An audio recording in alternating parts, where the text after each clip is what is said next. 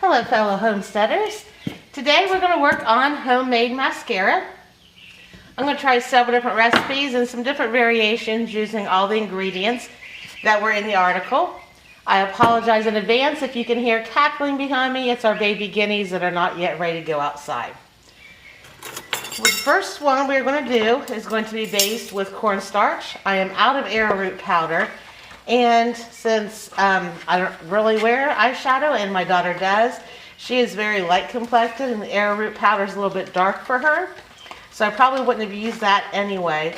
Some people prefer one or the other. Some people use them interchangeably depending on what they have on hand or what they can find cheaply.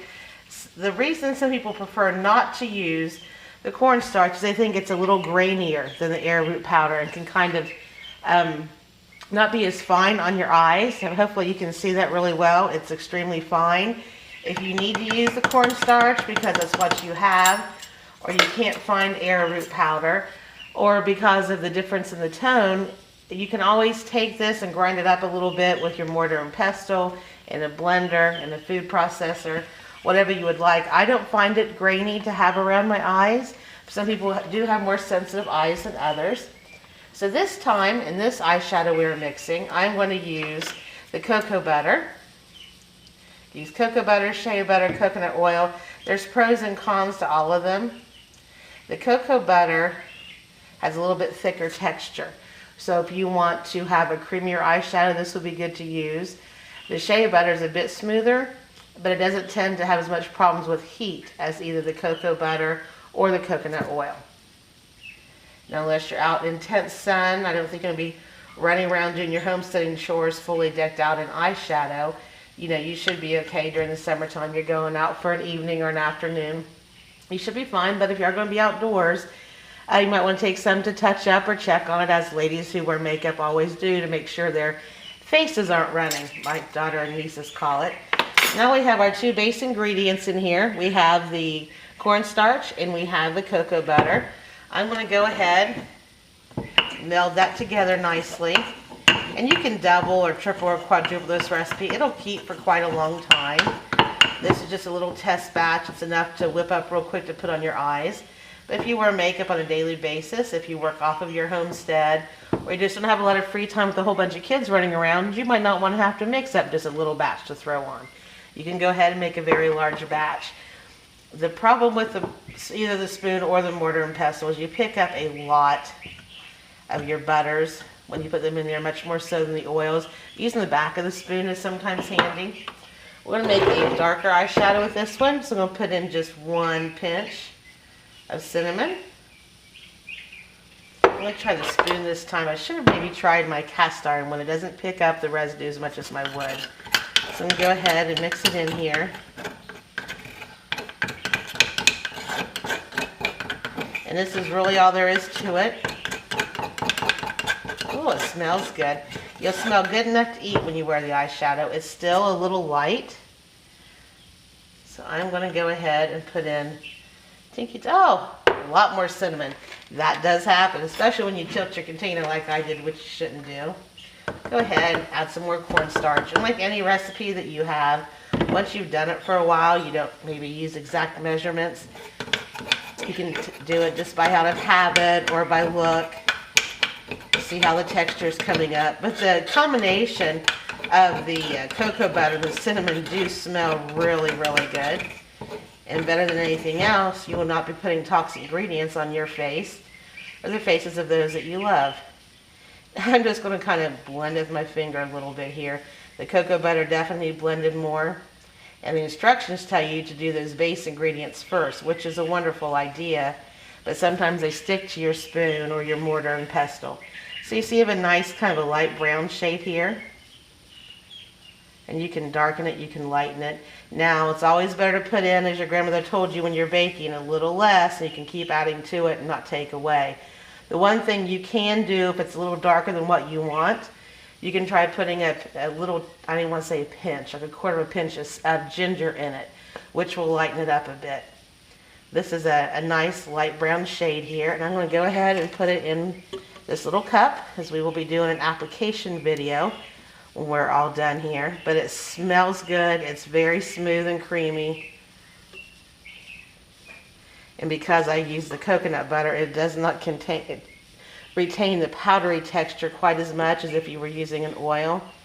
And I may have used just a smidge too much of the coconut butter to retain that texture, but the creamier, it looks very good on your eyes. You get it too creamy, it is going to crease, it is going to run more. So it's just all a matter of trial and error and touch and feel and what you personally like. So I'll go ahead and try to get the rest of that off my fingers and rinse off my spoon real quick. And then we will try another one. This time we'll use the coconut oil as one of the base ingredients, and maybe we'll mix some nutmeg and some turmeric to get something kind of shimmery and gold. You can use the gold or silver mica powders. Those are a little bit pricier and probably don't have them where you live if you live in a rural area like I do. Okay, I'm going to switch because I didn't have that washed out. So we'll use my cast iron mortar and pestle this time. Now the coconut oil, you can see it's rather warm today, so it's not quite as solid. That's one thing you will have to look out for when you're using the coconut oil, is that it will melt and be a tad bit more runny. I would probably lay off using that in the really hot summertime. Put a little bit of turmeric in there. It's about 1/8 of a teaspoon. And some cornstarch for my other base ingredient. I do have bentonite clay. That could work as well. And combine the different types of ingredients. The recipes are kind of like a chocolate cake. Everybody has a recipe and you have pretty much all the same main ingredients, a little variation for flavoring, the amounts that they add, or maybe they use what I call plastic butter. My mother uses margarine instead of real butter, or 2% instead of white milk. You get the same variations with the natural makeup. I'm just stirring it up here to combine everything and see the difference there as opposed to this one. That's a thick creamy and this is very runny. That is just going to be way too runny with the coconut oil today. Now if I was going to set and let this harden, maybe put it in another room where it's cooler like our bedroom or the garage, it is going to thicken up. But right now as it sits, that would pretty much roll off your eyes. So as a thickening agent, I'll get my cocoa butter back out.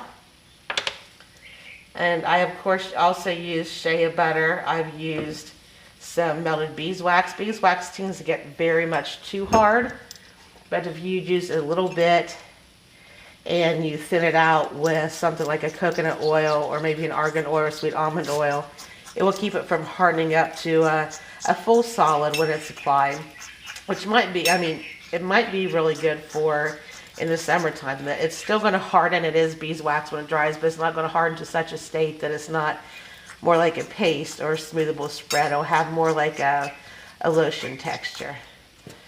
Okay, so see, this is thickening up some. I'll hold it right here and it's not, you know, dropping off. Still a little thinner than what I would like. When you use coconut oil, you get so many other benefits from using that because of all its healing powers. And you know you don't let anything toxic get in your eyes. I'll put a little bit more cocoa butter in there. And that's probably another 1/4 teaspoon because I have a good bit of turmeric in it.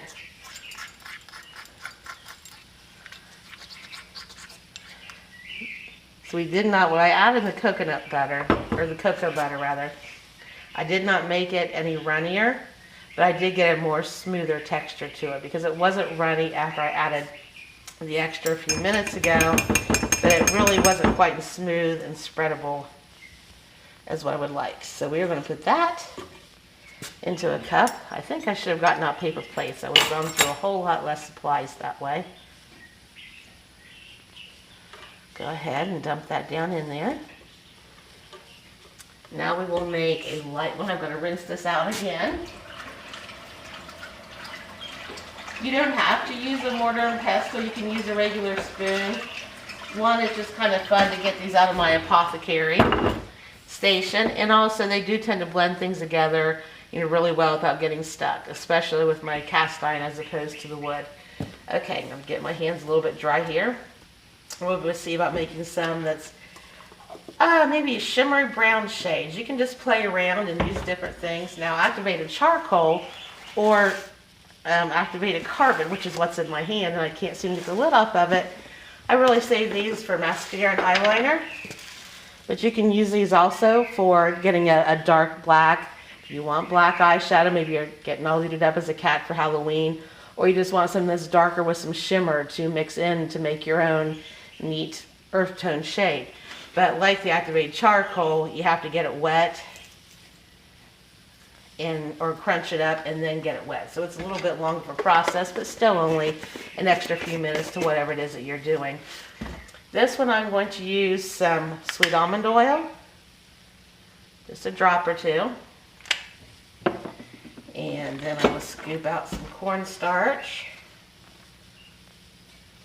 Just put a little in there. That's probably close to a quarter teaspoon. And maybe let's try some of the cocoa powder. If I stick this cornstarch spoon down my husband's cocoa powder, he's going to be very upset with me. So let me get a clean measuring spoon here. A little bit of that. And after we mix it up, and hopefully it's fairly dark, then we'll put some ginger in to see how we can thin out the color a bit. So you're just going to get your mortar and pestle again. Stir it all around. It definitely sticks a lot less to this than the wood one. A little noisier, sorry about that. The almond oil will make it go on very smooth, and it is a good thickening agent, but it does make it runny. Now this recipe actually should call for a bit of bentonite clay in it. And I do have bentonite clay. I use it for 100 things, but my only non-empty container is in my tack room now from doing some livestock first aid. So we're just going to continue on the cornstarch. I like it. I like how it's soft. I like how it feels on your face. It's very inexpensive. All right, we'll stir in some cornstarch here. And using my spoon, my mortar, and my cast iron here, not a good idea. Don't really know why I did that. All right, now I have it too thick. And even if I had bothered with exact measurements, that does happen, especially when you're playing around to see what works best for you as far as ingredients and shading. And you can just try different things. Maybe you like a little bit of the oil in there because the way it keeps from cracking, the eyeshadow from cracking on your eyes. Maybe you like the shade better because it looks nice and smooth. You can just kind of play around. Once you have the general idea of what ingredients work well when you try to make your own natural makeup, in almost all cases you're going to be using the same ingredients, at least the base or several of the same ingredients over and over again. You can stock up on them when you hit a good sale and know you're going to use them up. They won't go to waste. And this is still a bit too thick. The argan oil should keep it from clumping together, but maybe I did not use enough, or I used sweet almond oil. My argan oil is right here, also another good base ingredient. You use that more when you're making mascara and eyeliner than eyeshadow, but it does work. So even though that cocoa powder was dark, it's not looking too dark in here because the amount of the other ingredients I added because I had it too thick. But I want to show you one that turns out more like a powder. You'll see a lot of the powder ones online if you browse recipes, and ones that don't do the rich creamy texture. So it's a powder that you rub on, more like maybe those bare mineral recipes. But the sweet almond oil, sorry again, does help bind it. But I had to put so much coconut oil in there because it chunked up on me. That's a little thicker than what I want. And the cornstarch, I'm sorry, I said coconut oil. The cornstarch also lightened it. And I wanted to show you how you can lighten with some ginger. So we'll put a little bit more cocoa powder in it.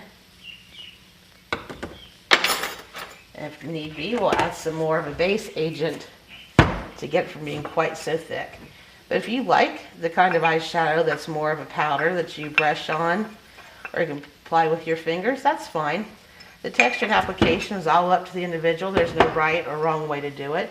You just want it to look nice, not fade away quickly, not melt into your eyes or crease, just like any other makeup you buy at the store, except this is not full of chemicals that could be harmful to you. There we go. With a nice kind of mineral in there, you can pick it up. See the texture, it's still soft. It sticks together but not clumpy. So it'll come right off and you can brush that right under your eyes. But say you thought this was a little bit too thick and you didn't want to waste all the ingredients you just made, even though the time it took is just a few seconds. You can get out your ginger. My hands are so slick now from touching all these oils and butters. You get out your ginger, and a little dab will do you. Always start small. Just a little bit of ginger. Then melt it around, mix it thoroughly. Honestly, I'm thinking it's easier just to do with your fingers. Of course, clean hands. You don't want to get any bacteria or gook in your eye. I'm not sure with the light that I have on here to make sure you can see everything that I'm doing, that you can tell. But it did lighten it up. Give it more of a lighter sand color. So if you do this, you think, okay, I want a dark brown, but not quite that dark. I put some ginger in. That's a nice earth tone, but I want something shimmery. I'm going out on a date or it's prom night. Add some turmeric in there if you don't have any gold mica powder. And that will also help you get some shimmer on your eyeshadow. But it takes just a couple of minutes to whip it up. And once you get used to it, the only hard part about it is remembering how you played around with it and doctored it up to get exactly what you want to repeat it again. Just like anything you've ever baked or a certain way you did your hair and you try to replicate it exactly. So there'll be some trial and error, but try to remember exactly how much you put in there, even if your measurements are a half of a pinch or a quarter of a pinch or just a smidge. Just try to keep in your mind if it comes out perfect exactly how you did it, so you can do it that way again. But you can make up, you know, a quart mason jar full of this, and it should keep, anytime you expose it to moisture, just like anything else, it's going to shorten shelf life. So I would go ahead and, if you want to mix up a pint or a quart or 4 cups of eyeshadow or any kind of natural makeup, go ahead and do that. But don't store it in one big container. A lot of people put their makeup on in the bathroom. And the bathroom is where there's a whole lot of moisture and humidity. So make a big batch, or store them in smaller individual containers. That way you're not exposing the whole thing to moisture over the course of a year. It's going to take you to use it up. And then by then it's gotten some mold or bacteria or just kind of clumps up and gooks up.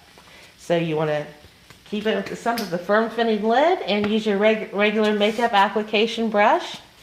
Take a look here again. We have the creamy. You can see it on my skin here. That's just a nice sliced tan and gold. Then you have the darker that we just made. See, it goes on and stays on. This is the one that has the more of the powdery residue left. I prefer the kind that goes on more like a lotion. But I'm not a makeup wearer. But if you had a makeup brush and you put that on, moved around with your finger and got it just so. And then we have our gold one back here. That was a little bit more liquidy.